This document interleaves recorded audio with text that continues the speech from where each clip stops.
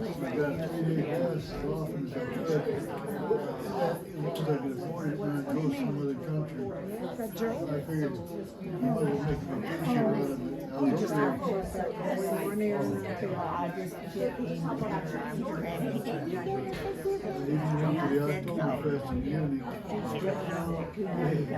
know.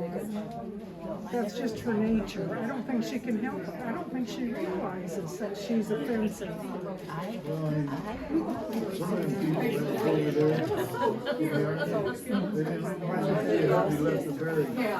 Okay. Good morning and happy birthday. There's a book to sign over here. I got something for you.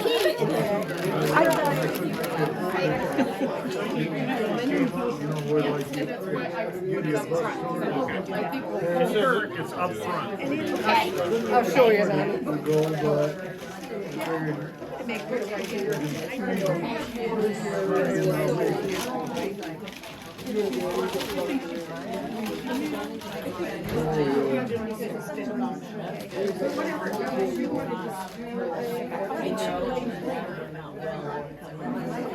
My oldest granddaughter. Sounds good. Hi. Pretty flowers now.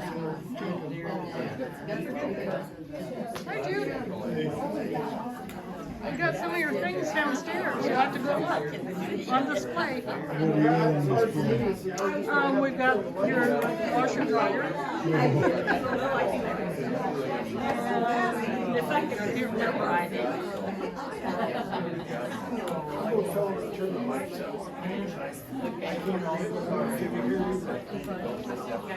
Flintstones are kind of antique, so there's the dinosaur.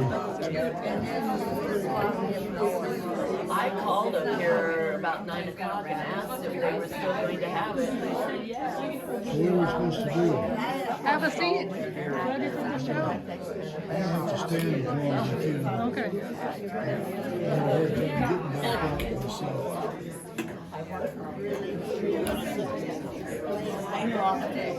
Drop you off at the door. Hi. Oh, I didn't know she was there. You said they need more light to be able to read. Nonnie has notes. Right here is good. And there's 2 of them there. Is your name respiratory?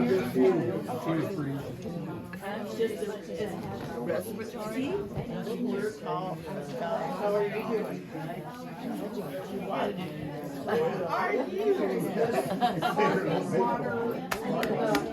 I ordered the stuff yesterday and birthday cake. Well, I know we got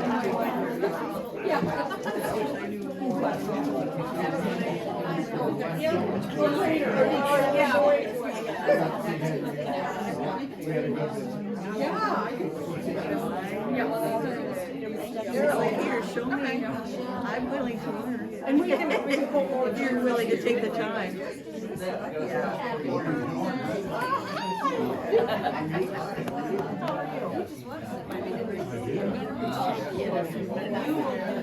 Five. All your friends.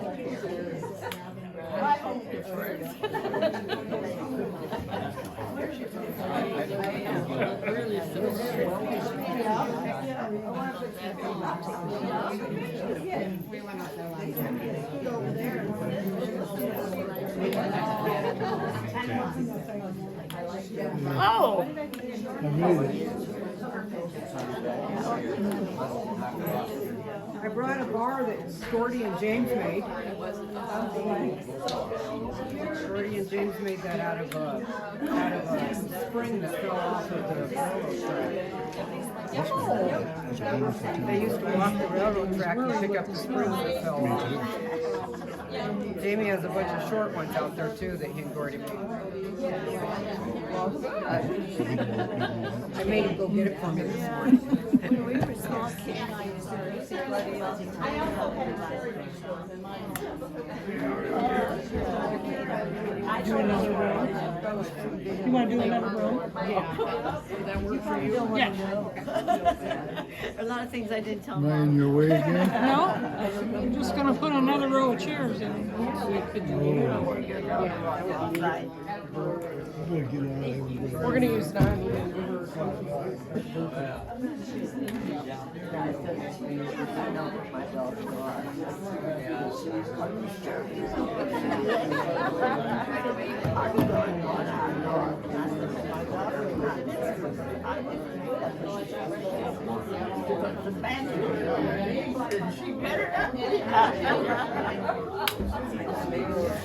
Oh, we had so much fun.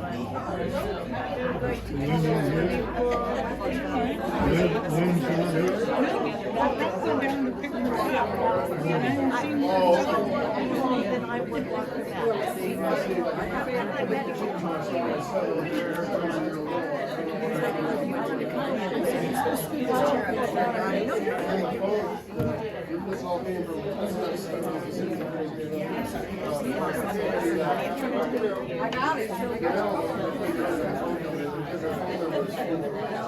I mean, I keep going. That's the key. Yeah. I don't know where you want me. Well, happy birthday. February birthdays. Never, they're always unpredictable, aren't they? February birthdays are always unpredictable. I have mine in 5 days. Very different. Got out of certain top and thought, I'm going to wear that. And then it started to snow so bad. I'm not dressing up. So Robert got you. chair or that chair? Oh, that one. You want that one? Okay, she likes that one.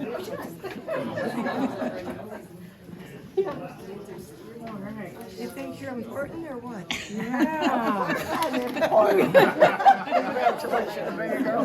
Today is President Day. Here. Yeah, I'm not hopping there. Do I look like I'm hopping? Oh, you want to make it out on the snow? Fine. Hi there. Hi, honey. I'm the old street breeze. Wake me up in the morning. I do.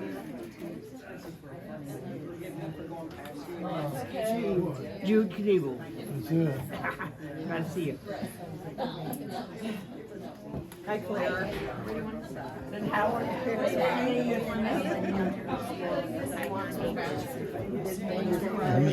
No, I know. Wait, is that Chuck Harper? This guy right here. No, Bethany's working, or she would have been here. Yeah, yeah. It's a fun I day. guess I don't know him.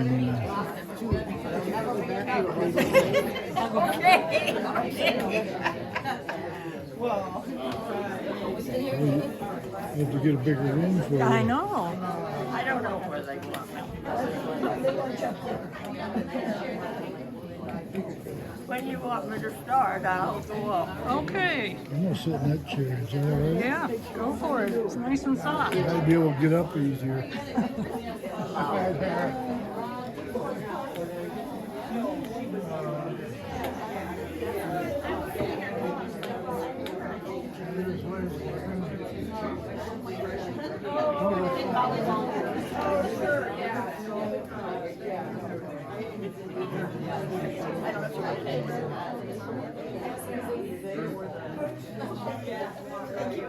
Did you see?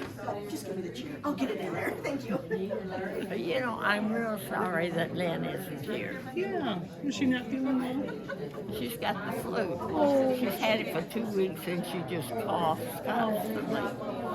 Well, she can watch the video.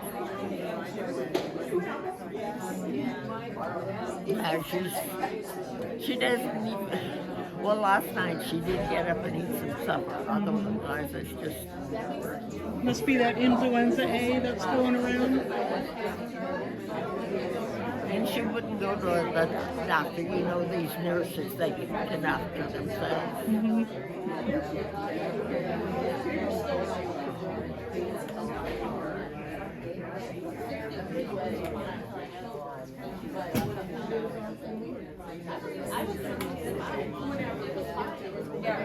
We're in the wrong spot.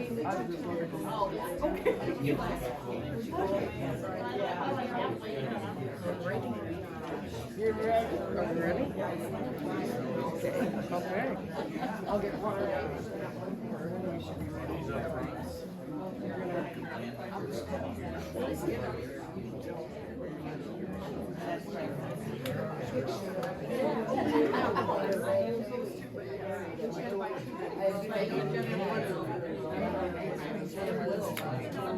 I'm going to start a little before the drugstore. Okay, great. Because, you know, there was another drugstore.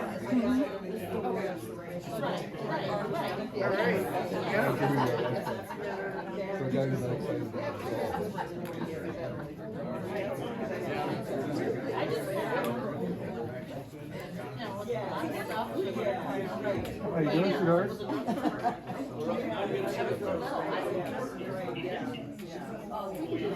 There's seats here. We'll have to sit here. Ronda will come and do the show.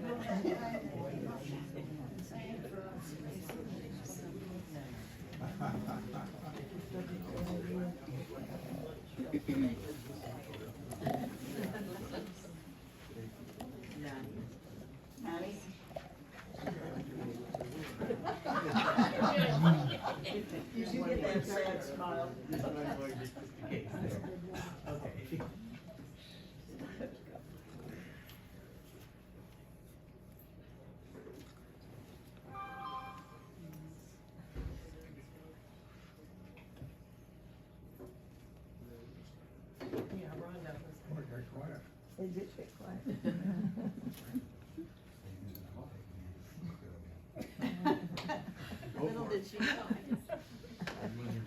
Apparently I am. Thank you to everybody for coming today. My name is Ronda Rathe, and I am a member of the Dunkerton Historical and Tourism Association. And we appreciate you braving the weather this morning to come and celebrate Nonnie with us.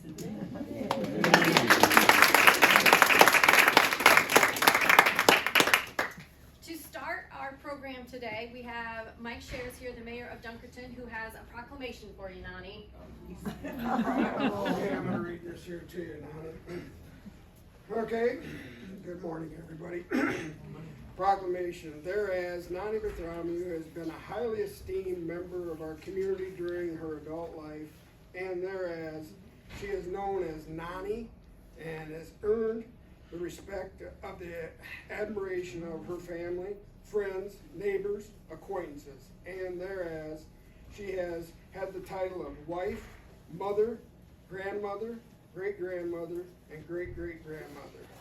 Thereas I recently had made you aware that Nonnie, as of one of the oldest treasured citizens, will be celebrating her 98th birthday and at home on this planet. Thereas this special day is to be celebrated on Saturday, February 15th, now thereafter.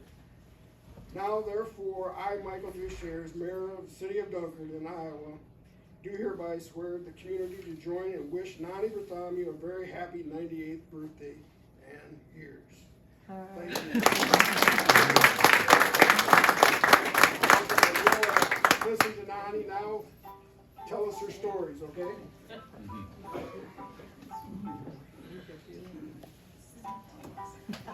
Okay.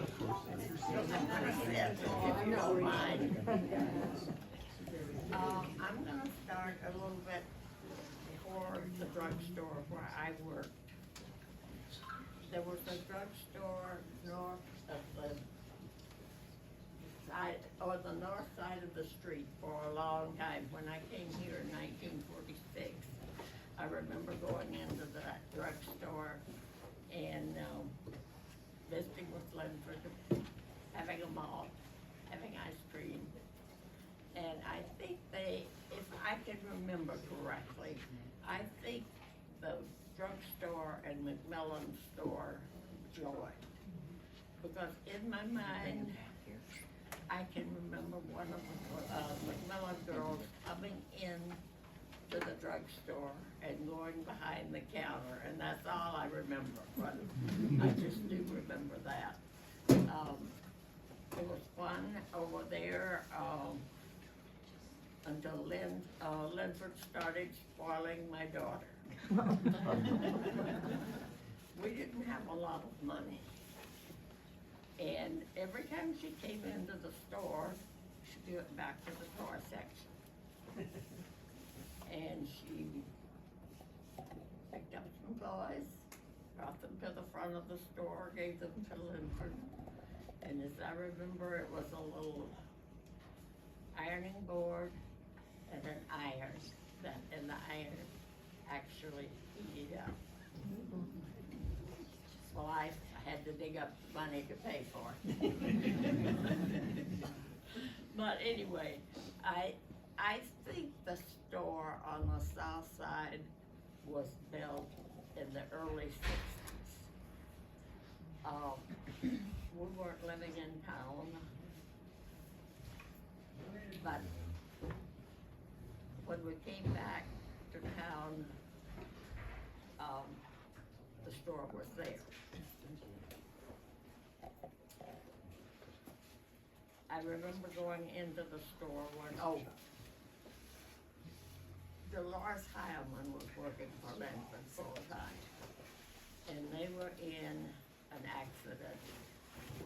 And I was in the drugstore, and he said if I just had someone to come in, stock the shelves, take care of the drugs, he said I would make it all right until Dolores comes back. Well, Dolores did not come back. Her husband was transferred to Cedar Rapids.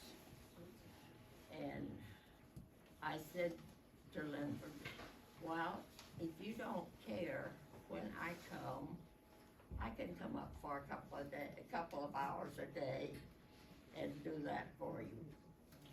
Oh, that would be wonderful. We'll make it 5. He said, it's just stocking shelves, taking care of the drug room, putting things away in the drugstore, in the drug room. No cleaning, nothing like that. Okay. I don't like to clean anyway. But anyway, I started working at the drugstore a couple of hours a day. We had a girl that would come in after school. Jane Sage, she is now, Jane Halgren. And then I believe there was Peg Riordan, and then R.K., and then Diane Stone were the girls that, and then the store burned, and that was the end of the girls, and me too. But anyway,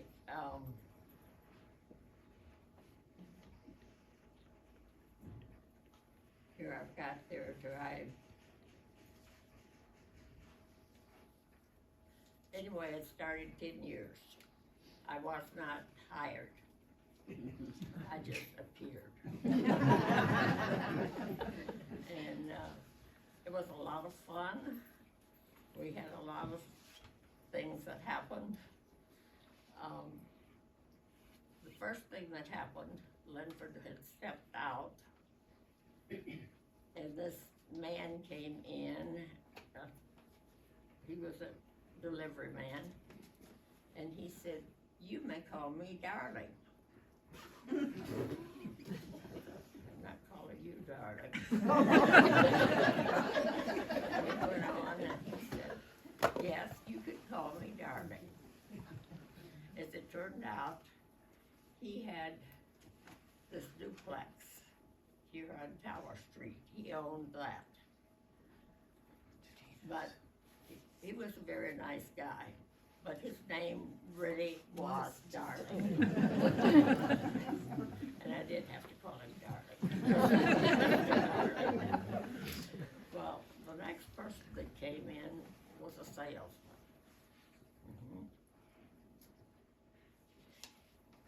Here he had found somebody that he thought he could just kind of run over. And he really loaded me up on cigarettes and everything like that. Well, Lynford came back and he was angry. Not at me, but at the salesman. All of the things that he sold me for cent went back to him, and he got a scolding. I think that was the second lesson I learned.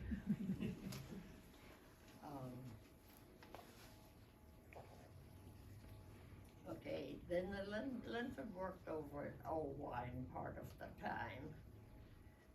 It seems that the druggist over there kind of had a habit.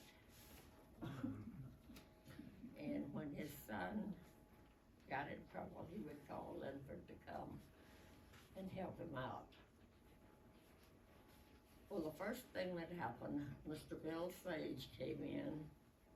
He had fallen out his back door on the cement and cut his head. And you know how a head bleeds when you fall and cut it and everything. Well, I didn't know what to do. I'm not a nurse. But I did get the blood stopped and sent him on to the doctor. And the very next thing that happened was Pat Hilmer came in. And she had been pulling the feathers off a goose. And she stuck her arm into a pail of boiling water. We bought our our burn ointment in quart-sized containers. And then we would scoop it out and put it in a little container when we sold it for 25 cents. Well, I go back and I get the burn ointment and I just slather it all over her arm. Just, you couldn't see any of her arm. I must have done something right because we didn't have any blisters on her arm. But I was so shook up that I went back to in the drug room and I got a thin milker out of him. Oh, and I took the salad. And I slept for 2 days.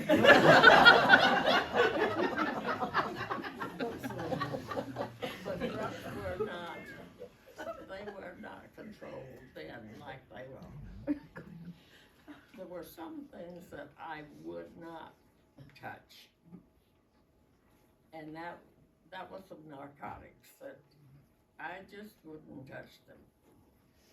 And I got into trouble with the doctor because he told me to fill this prescription, and I said, I'm not doing it. And he said, oh, yes, you are. And I said, oh, no, I'm not. I said, I won't touch those drugs. Well, he didn't speak to me for a couple of years, but that was okay. Anyway, when we were, after that, I can't remember.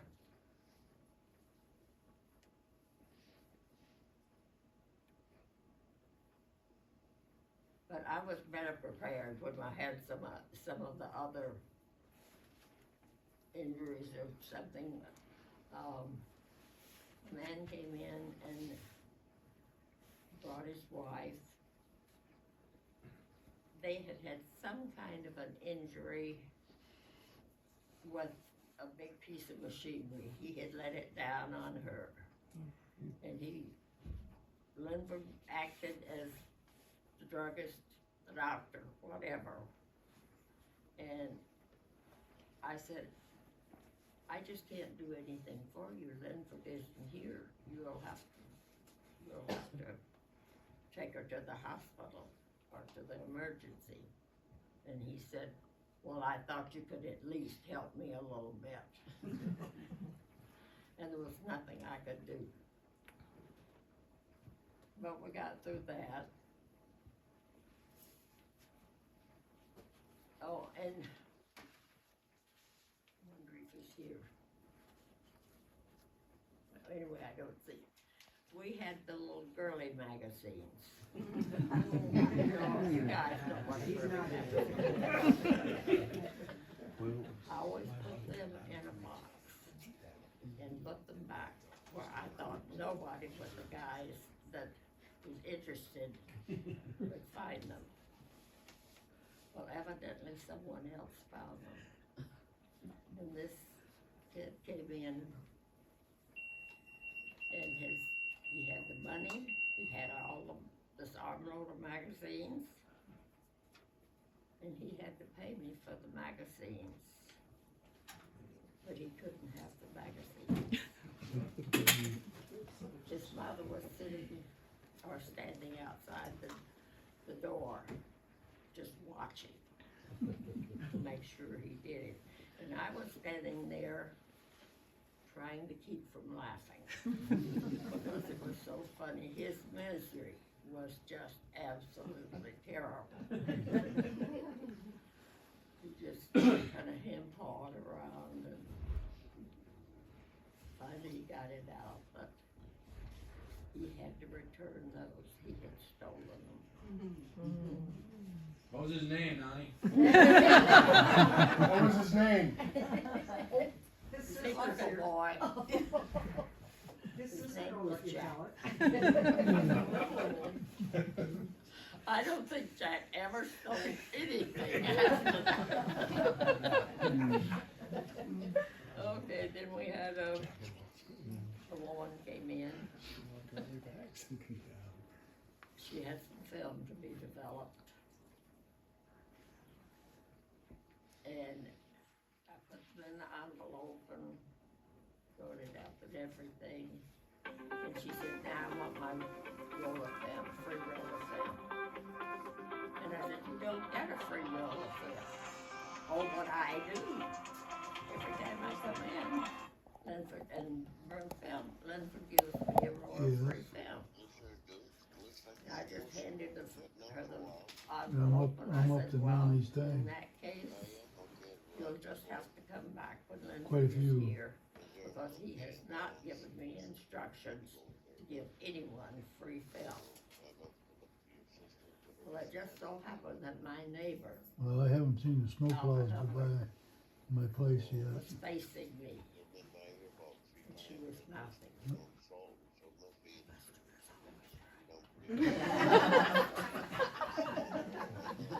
Oh, I know it. So I just made a little sachet around her and I said, this customer isn't always right. Well, she's giving her speech Anyway, we now. got through that. Oh, and But one of the funniest things, we had a carload of black people that came out, and they would come in carloads, and they would come to buy the turpentine hydrate and codeine. It was sold as a cough medicine. Well, we did everything we do to stop this. First, we made them sign the book that they had gotten it. And then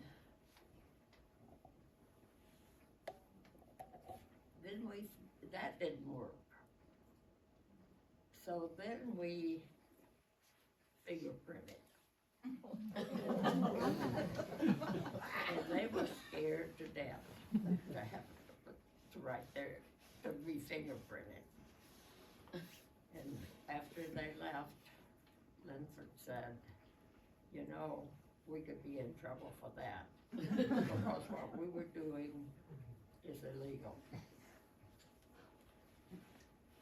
We weren't taught. But anyway, that ended the colored people coming out. Let's see.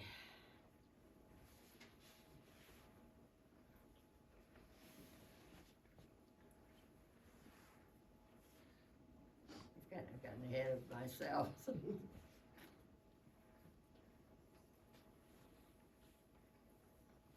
Oh, the store was usually open on Wednesday night. Everybody came to town on Wednesday night. And Gordy and I were in the drugstore one night, just talking to Lynford, and nobody in there, and two men came in, and they wanted a quart of ice cream. Well, Lynford stood there, but he was here and the men were back there. And he started filling the ice cream container. He would put in a scoop of ice cream, then he'd put in a napkin, and he would pack it real good. And he did that until he got the quart of ice cream filled. And when they left, one of them said, "We'll see you, Bauer." And he said, "Yeah, sooner than you think." 5 minutes later, they were back. They wanted real ice cream. They didn't want napkins.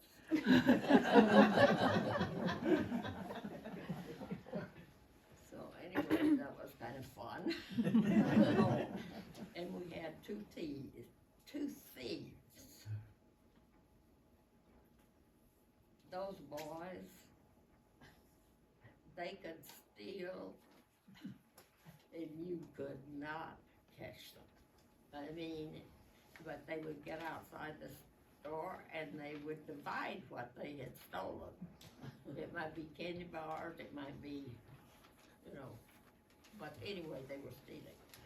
Margaret's ship was in the hardware, so we would just call her and say, "Margaret, they're on the way down, be careful." But as I say, we never did catch them.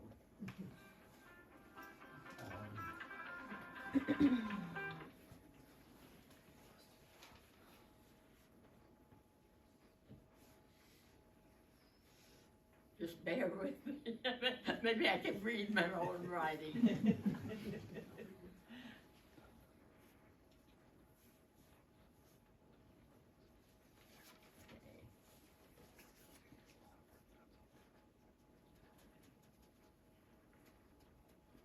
Oh, and Lynford, as I said, he was a town clerk. Like he played doctor. He'd get up in the time of the middle of the night, get medicine for if you had a sick kid or something. He would just do anything for anybody. And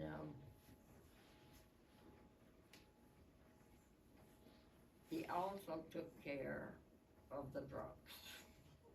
And we had some of those too. And he would take them for a ride or just get them out of town.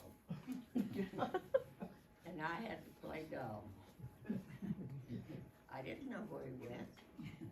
He left. He didn't tell me where he was going. I remember the city cop one day said, "I know you're lying to me." I said, "He didn't tell me where he was going. How can I be lying to you when he didn't tell me where he was going? I knew where he was. He was out taking that guy, getting him sober again." But anyway, we had a lot of fun.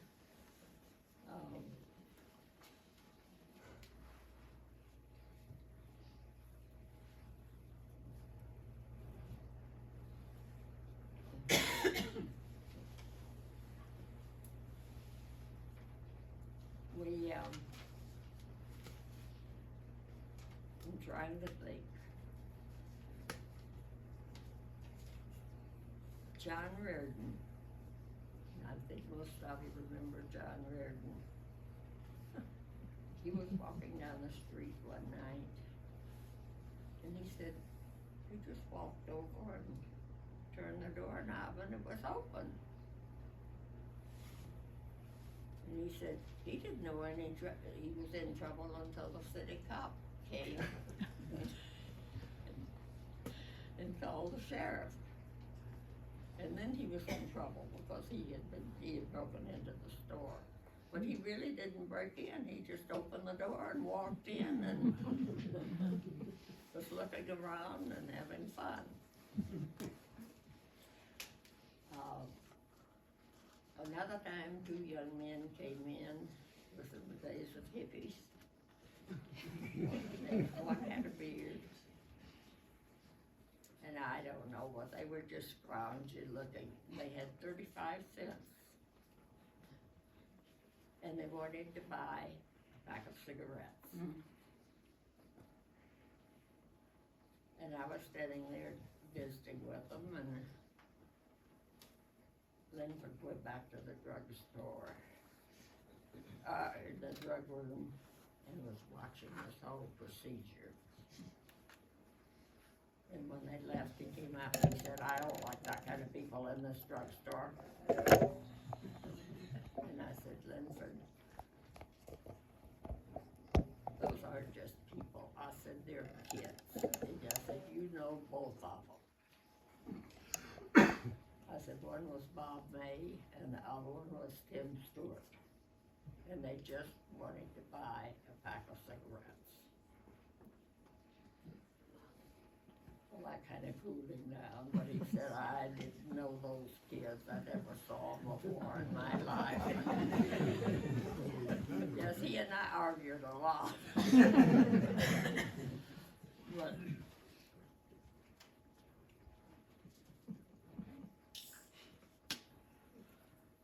okay, we had a lady that retired. She was a teacher someplace, Indiana, Oklahoma or something. And she moved back here. And she hated the neighbors' dogs. Well, everybody let their dog run. She came in the back door one day and she had 5 dogs on leashes. And she said, Lynford, I've been after you to get rid of these dogs and you won't do anything about it. Okay. She said, I'm gonna put them in your car. Okay, Helen, that's fine. And after she left, he said, well, unless you roll the window up on the passenger side of the car, the dogs will be at home. I don't know what happened. But anyway, it was fun. And we've been having trouble with the furnace. One day Lynford said, I'm gonna be gone for a while. I'm gonna see about getting this furnace fixed. It would throw sparks, and of course, everybody knew what a mess the drugstore was in and all the papers, and it was just a mess. And he came back and said, you don't have to come to work tomorrow. He said, the store's going to be closed.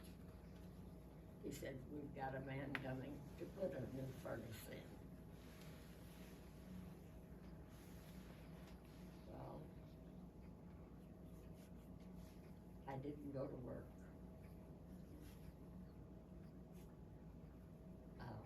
Someone called me about 6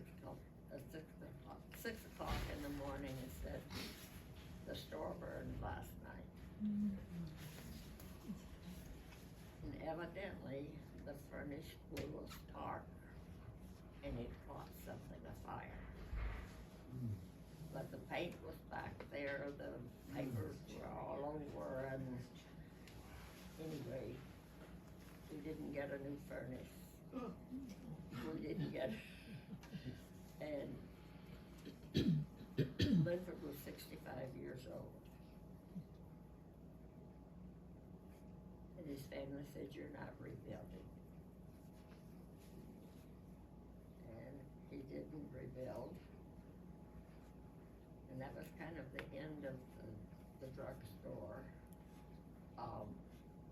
But we had the most beautiful flowers. He had a box across the front of the store. And I know he kept the company in business that sold the fertilizer for flowers, because they were healthy, the healthiest looking flowers and vines you ever saw in your life. And after I wasn't working up there anymore, you'd walk down the street. And it just made me sick to look at the flowers and how they had just gone because nobody was taking care of them. But there was another young man that I'm just thinking these out in my head. He was pretty rough as far as the mean things he did. He went around burning mailboxes of people in the country. And of course he was caught. And his dad came in and just threw a fit because we were blaming his kid for ruining those mailboxes. And Lynford said, well, he was caught. You can't deny that. He couldn't deny it because his son didn't do things like that. He had a perfect little son. It wasn't as perfect as Daddy thought he was.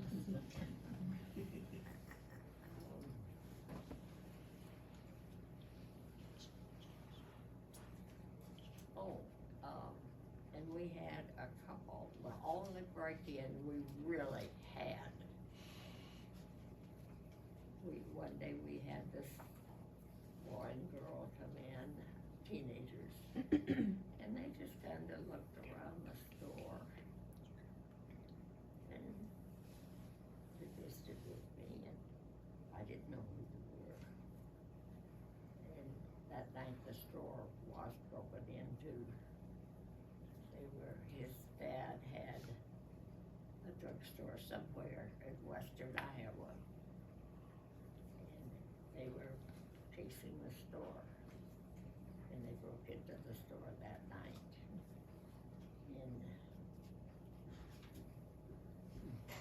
and got a lot of drugs.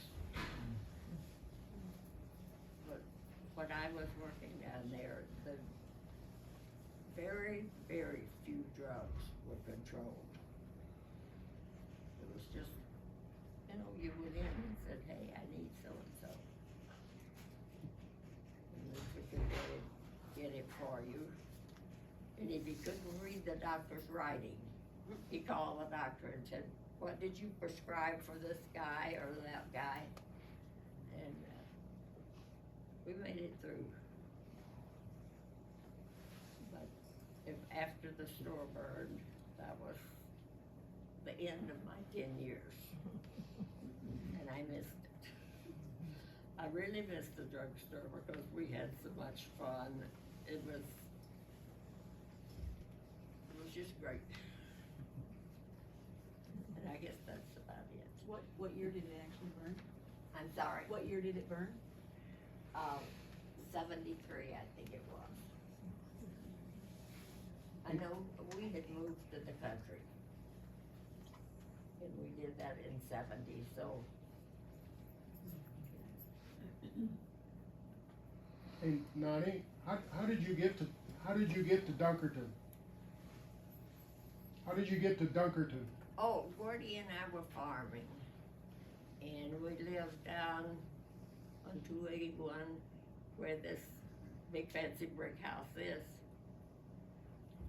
And Delbert, Joe and Jim Bartholomew's dad, had cancer. Are you from Iowa though? No, I'm not from Iowa. How did you I'm meet from Gordy? Mississippi. How did you meet Gordy? I met him at a party. Uh-oh. And truthfully to say, we were not drinking. And I had to go to work at 11 o'clock. I was working at the post office. And my sister and her husband lived next to these people where the party was. And I said, I've got to go and get dressed to go to work. And he said, how are you going to work? And I said, well, I'm going to catch the bus. And he said, well, if you don't mind, I'll walk you to the bus stop. And some way, on the way to the bus, or to downtown, something was said about going to church. And he said he went to First Baptist Church. And I kind of turned up my nose and I said, you don't want to go there. I said, that's rich people church. I said, I go to Calvary Baptist. And we have a nice young minister. It'd be nice if you go there. We have a real good program. So he came to church with me the next day, and that was the beginning. And he brought me to Iowa, and I thought, how can anybody live in this godforsaken place? I thought Waterloo was the dirtiest town I'd ever been in my life.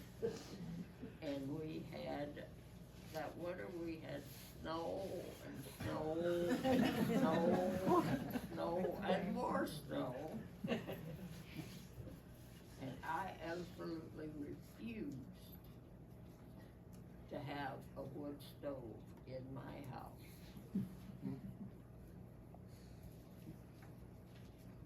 The next one, we had a wood stove.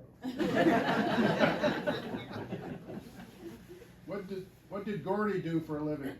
Oh, we farmed for 14 years. Oh, and then Delbert came when he knew that he was going to die. And he said, I wish you would go into the tiling business with my dad, take over for me. And he said, and help raise my boys. And Gordy said, I'm farming, I'm happy farming. And he said, I'll help take care of your boys. But he said, I'm happy with what I'm doing. That was in May. In September, Uncle Joe came, and he brought 3 or 4 years of the books from the tiling business. And wanted Gordy to look over them, the books. And so he did. And we thought about it for quite a while.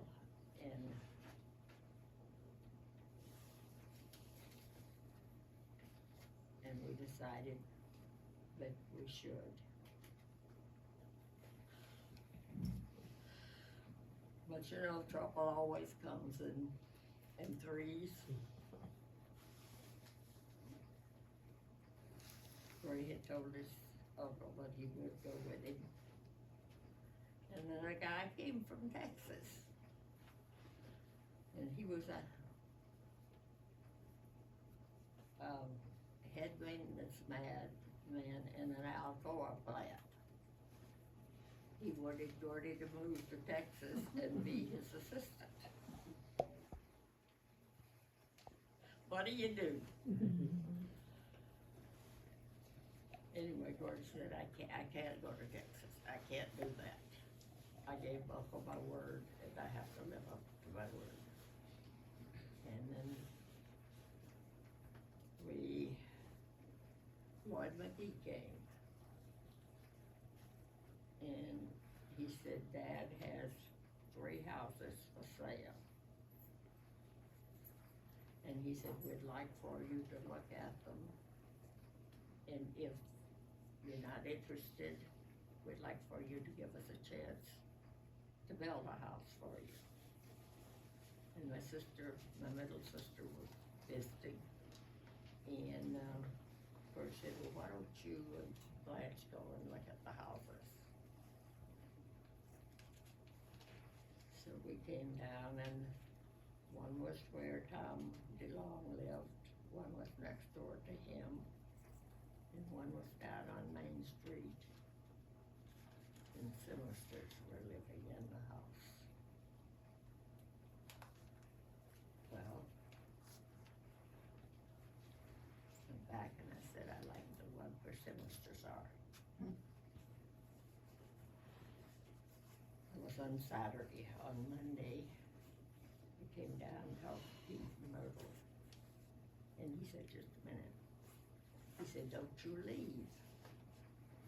He said, I have to go to the school board meeting.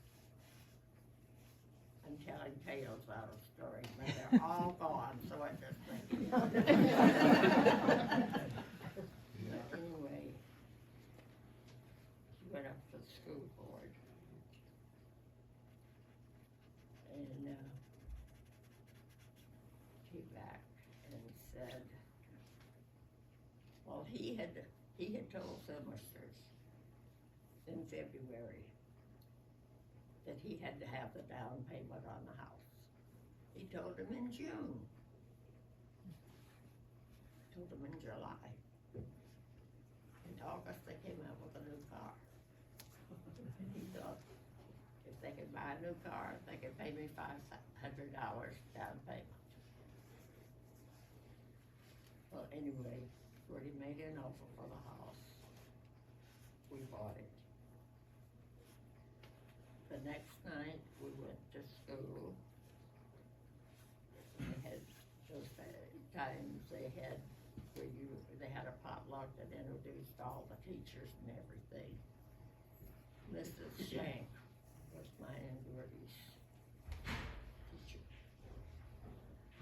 The very first word she said to me was, have you heard the news? And I said, what happened? She said, somebody bought Simisters' house.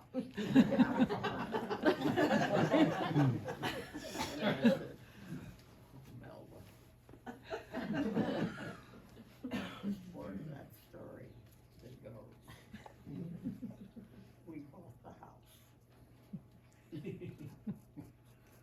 we lived there for 10 years and at the farm. I said to Gordy, I'll live out there for 10 years. It turned out to be 30. And I think we were both pretty much in tears when we came back to Dunkerton. You see the picture behind you from the blacksmith shop? What can you tell us about the blacksmith shop? You know.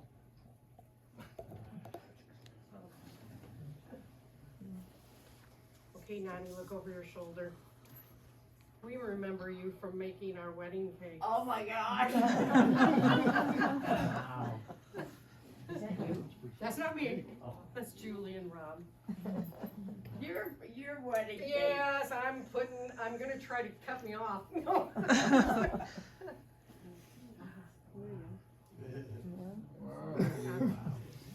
Everybody says, who is that? I said, Joe changed a lot. Come on, you guys. I'm gonna tell you something. Your wedding cake was the sweetest wedding cake I ever made in my life. So Joe Joe's mom actually gave us shower gifts of the precious moments, and then Nonnie put them on our cake. So us as individuals doubles, and then the bride. Yeah, and it was. Yeah, the first two on the cake out here was a little girl with her little dog, and the little boy with the teddy bear. And then it came up, and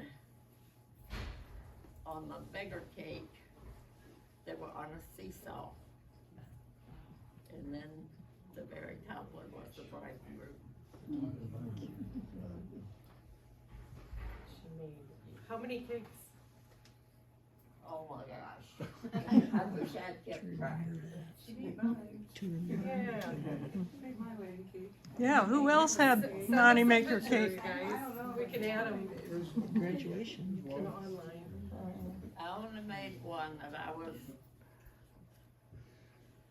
very unhappy with it, but the bride was happy, so that was all.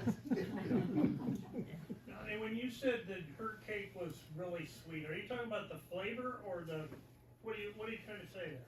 If that's the case, why was hers sweeter than mine? I think it was the cake, I think it was the decorating the cake. Okay, it's the decorating, okay. But I made one. Let's have the lights off so we can See the pictures? Thank you. That the girl wanted, and she wanted a white 3-tiered cake, and she wanted red roses.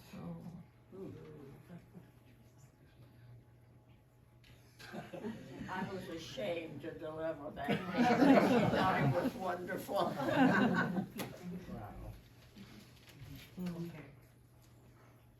And we love Nonnie at the Women's Club. Do you have stories from Dunkerton Women's Club? Not too many. What happens at the club stays I at the left club. Women's Club when Gordy was the 6th, so there was a number of years that I wasn't a member of Women's Club. But, do you want one about the Women's Club? Yeah. Sure. Here we go. Phyllis Grady and I worked and worked and worked. It was on Hawaii. We were gonna have a young man from you and I from Hawaii speak to us. And Phyllis and I made this palm tree. He came and said, "That's not a date tree, that's a banana tree."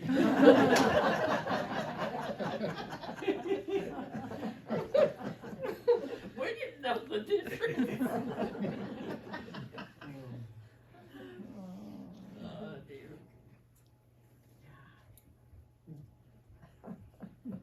I'll take another ride in that little car. It's right there. I just brought it. Not till it gets warmer. It's warm, yeah, no doubt.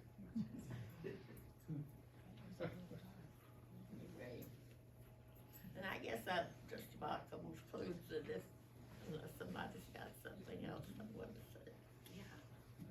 I think we can start the birthday. Do we need a song? Yes, we do, yeah.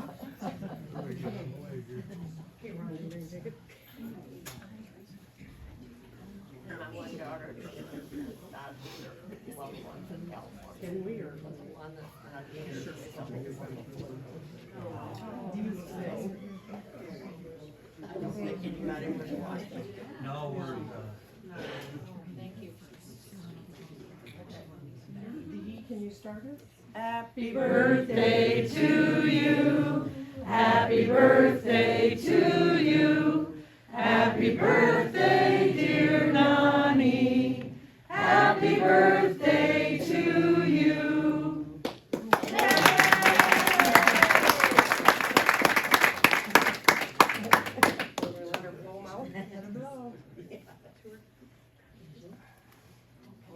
I know, that would be bad. There. All right. Okay. Reenactment of the drugstore? See, yeah, see if you can. Yeah, I can read it.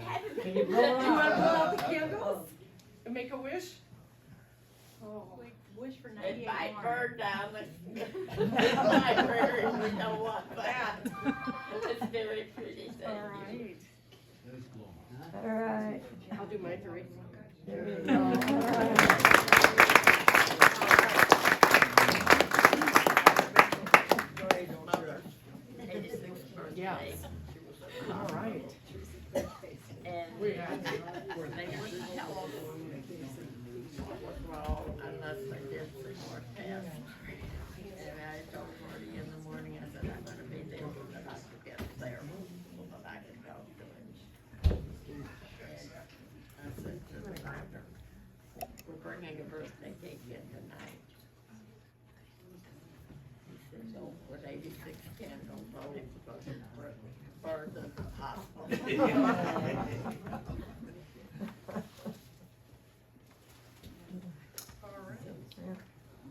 So we have sugar. Never heard another word about it.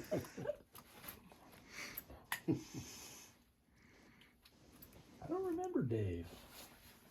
You get on that John Deere tractor and go up to the tavern. Yeah, I'd have to see a picture. I don't remember him. But I was so scared, you know. I don't know what she had, but she was having a seizure one day, and I came home, and an ambulance was parked out in front of their house. And I didn't know if somebody in my house was, you know, Yeah. but they were taking her to the hospital, and, you know. Can we get you to run through the neighbors one more time? Okay, on our street, Humbert. Well, what was the guy with the corn cobs? He was on the corner. Oh, Stummy. Stomach. He was across the street. Yeah, And then Humbert's. the Humberts, then Then us, you. and then Dave Cole, you said. Dave Cole, and then Heilman's. Heilman's, and then Joe and Frida Dewey lived there first. Yeah. So then, let's start at Speece's. okay. Speece's. Speece's, Uncle Joe. Uncle Joe. And this other person, Mrs. Mrs. Turner, Mrs. Turner, yep. and Pellegis, Pellegis. and Carl, and Carl and Eva. Yeah. That was Heilman's mom and father-in-law, right? Jensen. Let's see. Fritz and Petey's Petey's Dad. mom, Yeah. right? Yeah. And what year was that about? 70 when we left town. 70s? When we had the flood in 68. 68. Were you still there? We left there in 70. Okay, all right. Because we had the other one when, what was their name that bought from you? Dedors. Dedor, yeah. And that house is out on They moved Roger it? Wheeler's farm. They moved that house? Yeah, they moved the house out really? to. Huh. You were looking at this photo. What do you remember about the old drug? This was on the north, is that right? Yeah, but up here was where the ice cream and everything was, and the little toy things. I can't remember where the drugs were, but the toys and stuff were back here. Mm-hmm. And you worked at that store? No, No, you worked at the... I worked at the other one. The other one. Yeah. No, the other one was built while we were down on 281. Mm-hmm. Where on 281 were you? We lived where that big fancy brick house is, This way or that way? down on 281 after you turn the corner. Oh, okay. Yeah, we lived there for 10 years.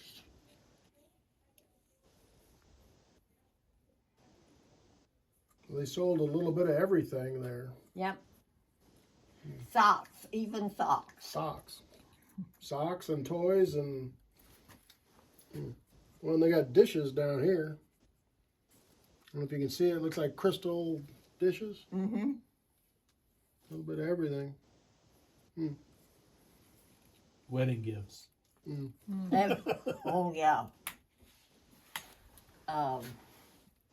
People would call in and there was going to be a shower and they'd say, put 50 cents on the shower for so-and-so. And that's the only time I remember Lynford ever sending a bill. We had this woman that she just kept calling in and nobody had ever come to pay her bill, and finally Lynford got tired of it, and so he sent them a bill. And the guy came in, he was quite upset, and Lynford said, well, I'm sorry, she calls and has her name put on the shower list. And he paid it, but... I bet she got scolded when he got home. So this bottle came from Magee Drug. Do you remember filling those? You betcha. What kind of container were they? It might be in a half gallon or a gallon. I have a brown bottle. I'll give it to you. Okay. What? And this says oil of citronella. What was that for? You tell me. Citronella, isn't that a mosquito? That's what they use for mosquitoes, yeah. And we got, like our burn ointment and stuff, it would be in a container like this. And someone would come in and want some, and we had a little round container like this, so high. And we'd put 25 cents and then charge them 25 cents. We had a picture of one of the bottles that said witch hazel. Yeah, it's there, Dan. What's that for? Witch hazel. Don't know. Oh, I think barbers used to put that on after they'd shave people. Yeah. See, they didn't shave me, so... Oh, so you don't know, huh? It could have been a hair tonic or something too. I think it's, what was it, spike and, it says spike and witch hazel. Well, you had to fill the bottles, huh? Did you have to type the labels? No. No. Okay. We had the labels. Does she want to sit? But Lynford said I had the best hand for pouring stuff. And I said, that's because I don't have a guilty conscience.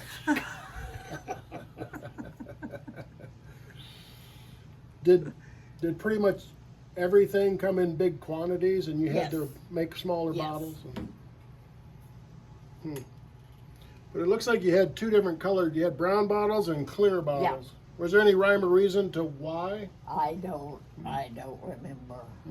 I know after the store burned and we were kind of cleaning up, I picked up a couple of brown bottles and I washed the labels off and everything. And I used them for little vases. I think brown was to save it from sunlight. Yeah. There's so much I don't remember, you know, and... Well, you're doing pretty well, I I'd know. say. Yeah. Do you see anything else that makes you think about stuff? Were you involved with the movie they made? No. You probably remember Levi, though. Oh, yes. I remember him before and after. Yep. And Bill said to Gordy one day, he said, you know, that movie is what ruined Levi. Oh. He said, after that, they couldn't do anything with him.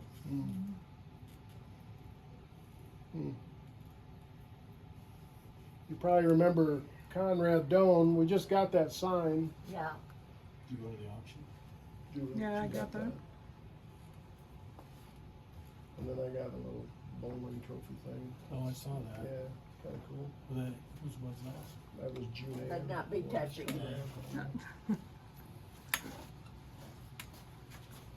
Oh, I had one of these. Oh, the dress form? I had one. Oh, Really? not the FFA jacket. So Nonnie, behind you on the floor, that was the flood warning alarm that hung on the back of the bank. Did you ever hear it go off? Oh, yes. Did you? You heard it. It was it hooked up. flood warning or was it sewer backup? I'm sorry. Was it flood warning or was it the sewer? We were told by the Alarm. city it was the flood. Okay. They had a float on it, so if they knew the water was rising, then everybody, all hands on deck. If it Gordy, went off. they had put the mains for the sewer in, and Gordy had dug the drain from our house to the alley, and we left.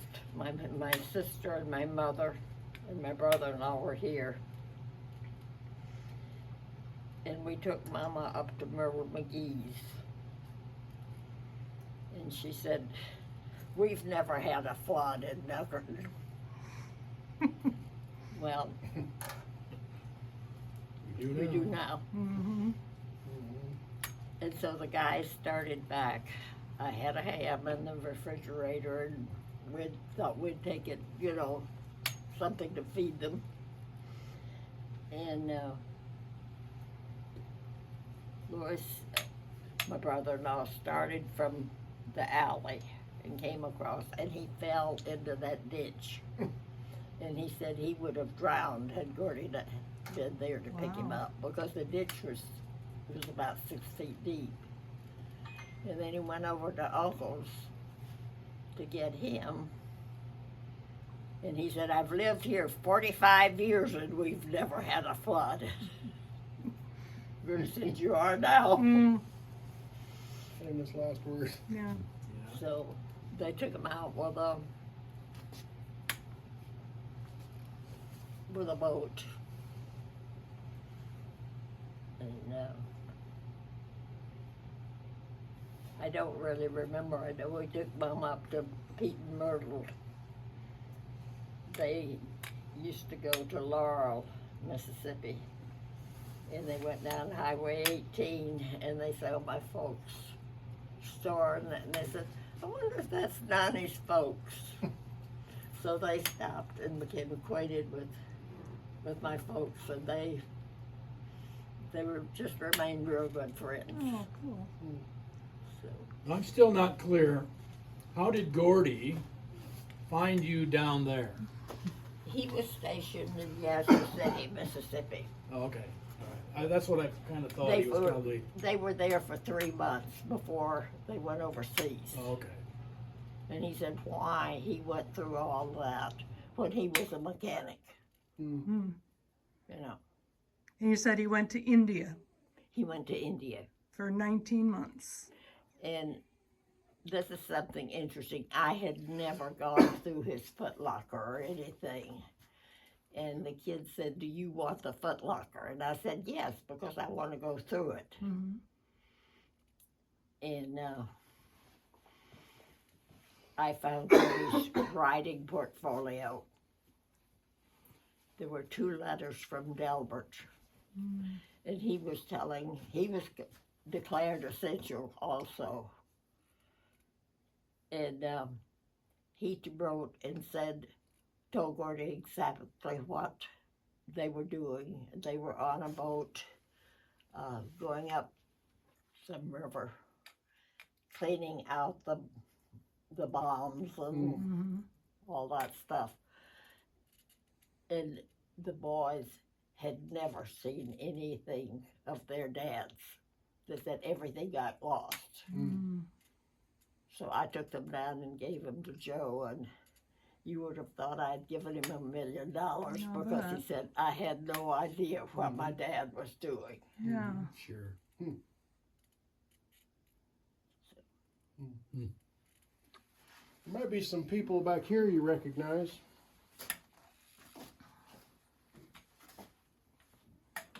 I'm you were talking about Margie a little bit ago, I think. You talking about Margie Rechkemmer?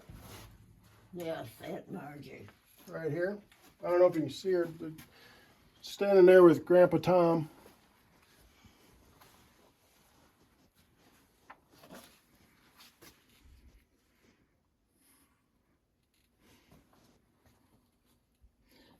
I have to tell you, at her funeral, Jane and Marlis and Kathy and myself, I don't remember who else was sitting around the table, and Jane was talking about what a wonderful lady Aunt Margie was. Marla sat there and she said, marvelous lady, she's the meanest bitch I ever met in my life.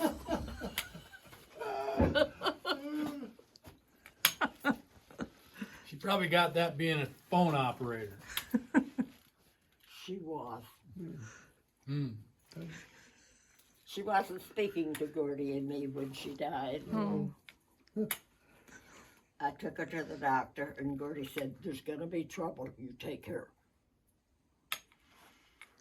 I said, Gordy, if she's really sick, I have to take her. I just have to. So I took her up to Berry Hill and he said, I can't tell if you have pleurisy or pneumonia. He said, I have to send you to the hospital. And I said, is it all right if we go home and get her clothes and then go to the hospital? He said, yes. So I took her to the hospital and got her situated. And she said, you'll be back in here at 7 o'clock in the morning, won't you? I said, I'll be back. I don't know when I'll be back, but I've got a husband and 2 children to take care of. And she told everybody that I made her go to the hospital. Of course, she was at Earl's by that time, and Gordy happened to go over, and she was going on about my making her going to the hospital. Gordy said, don't you ever call my wife to take you to the doctor again. Because he said, she did not make you go. The doctor made you go. And she just took you. Of course, that made her mad. She wasn't speaking to us when she died. Tell you family secrets. Yeah, yeah. I thought this was nice.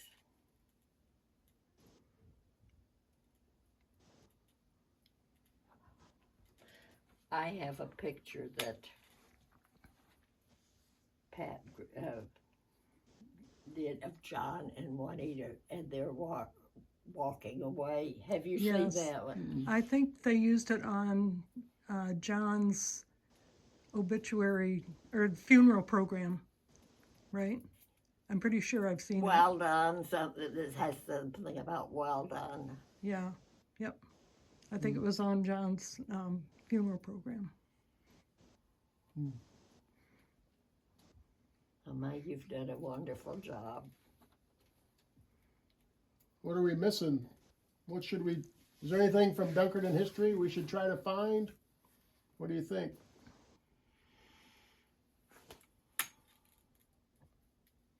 Do you have anything with Russell McNellis's?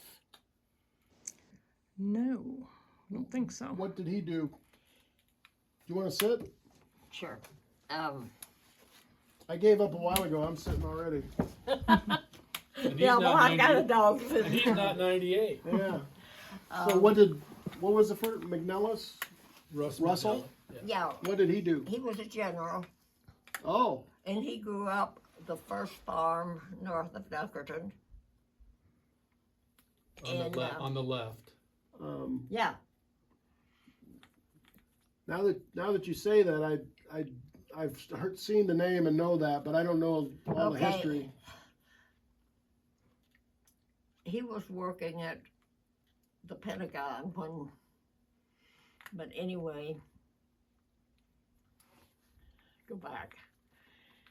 He and Grace had never dated. And she was working at the bank. She was Gordy's dad's youngest sister. And he wrote her and said, "Don't you think it's time we got married?" So she wrote back and said yes.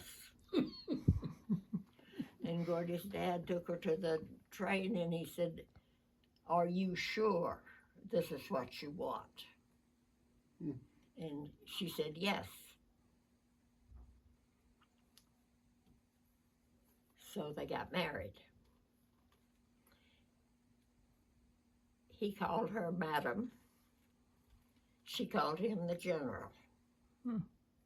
Wow.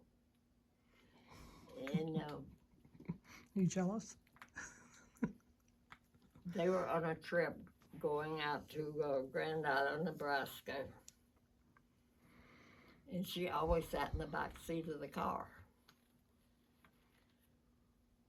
He stopped to get gas. She got out to go to the bathroom. I can hear this coming. Continue. And he drove about 50 miles and said something. Nobody answered him. So he turned around. And she wasn't in the car. When was he a general? Was that World War II or was it? Well, it was between World War II and... Oh, after. Okay. And Korea. And Okay. anyway, the girls were back here a few years ago. And by the way, Joan called me the other night looking for a recipe. And when the last time they were here, they said that their mother was buried in Arlington too, also. Mm-hmm.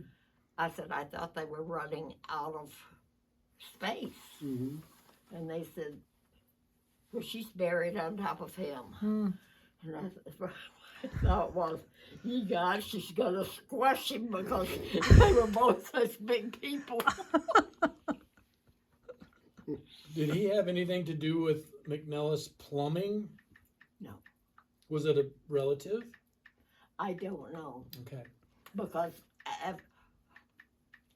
where is McNellis Plumbing? There was I saw a bill or something from something that Dennis had put to, was it from Catherine Wellner or? No, that's a different Wellner.